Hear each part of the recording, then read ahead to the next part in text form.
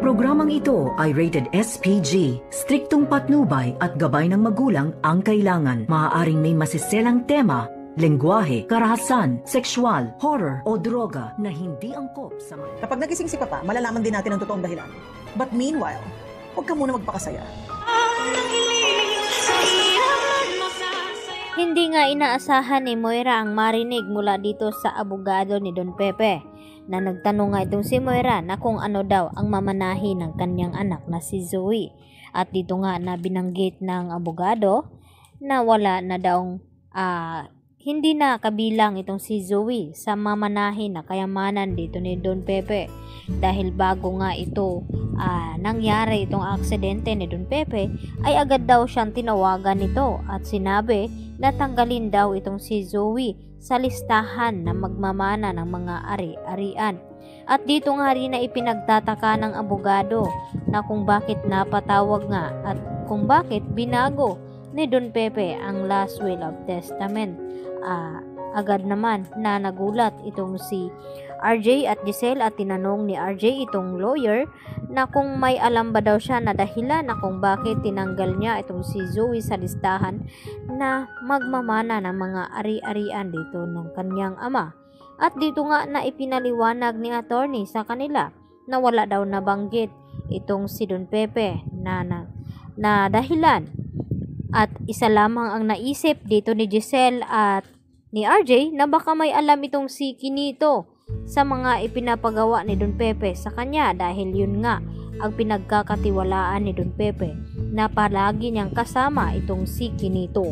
Kaya agad na umaksyon itong si Giselle at RJ upang tawagan at pauwiin ng bansa itong si Kinito at nang makausap niya ng personal kung may alam ba siya bago mawala itong si Don Pepe kung may pinapagawa ba sa kanya.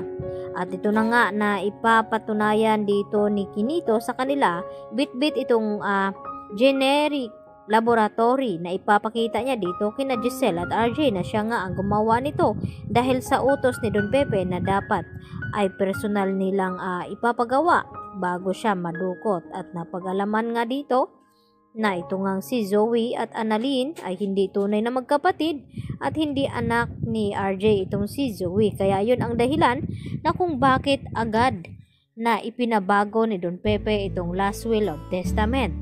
At dito naman na sinabi ni Giselle kay Moira na wag daw muna siyang magpakasaya sa ngayon dahil once na magising daw ang ama ni Giselle at RJ, malalaman din daw nila ang dahilan kung bakit agad na inalis itong si Zoe sa mana ni Don Pepe. At bago nga magising ay naunahan na nga sila dito ni Kinito dahil siya nga mismo ang gumawa ng laboratory dito kina Annalyn at ni Zoe. Kaya hindi magtagal ay mabibisto na nga ang mga pangloloko na ginagawa ni Moira sa kanila at ni Zoe.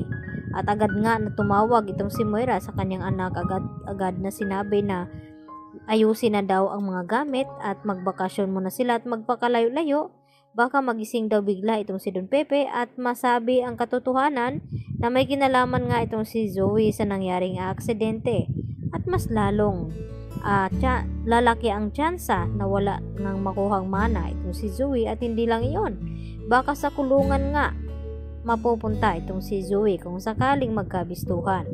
Kaya agad naman na kumilos agad din itong si Annalyn. Kaya napag-alaman nila nung tumawag itong si Kinito na kinakailangan daw nila itong makita ang mga documents na ibinigay nga ni Don Pepe bago mawala. Kaya magugulat ang lahat sa kanilang makita at malaman na itong si Zoe ay isang impostor. Yan po ang ating pagkatutukan bukas, Biyernes, sa abot kamay na pangarap. Yan lang po at maraming salamat.